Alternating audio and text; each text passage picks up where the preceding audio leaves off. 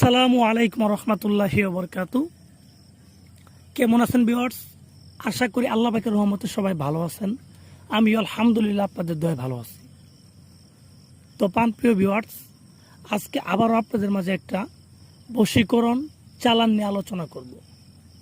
তো ভিউয়ার্স, আজকে আমি আপনাদের মাঝে সরাসরি দেখায় দিব কিভাবে কড়ি চালানের মাধ্যমে একটা মেয়েকে মাত্র 24 ঘন্টার ভিতরে আপনার কাছে হাজির করবেন।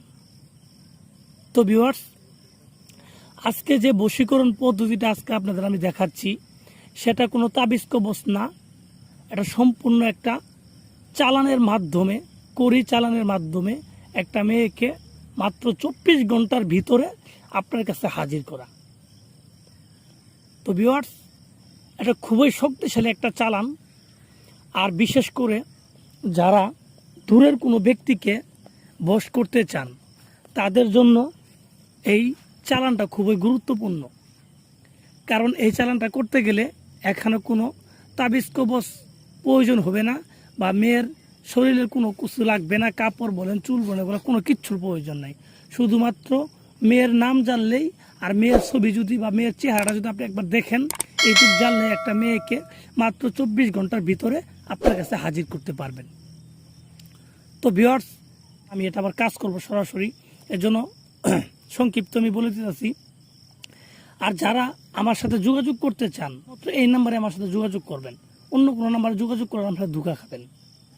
একটা মরা কাল্লা, এই মরা কাল্লাটা হইতে পারে মানুষের, বা চন্ডালের যদি কাল্লা হয়, বা চন্ডালের কাল্লা হলেও চলবে। অমুকের কন্যা অমুককে আমার কাছে টেনে আন, চল চল চল করি চল করি চল, অমুকের কন্যা অমুককে আমার কাছে চলে আন।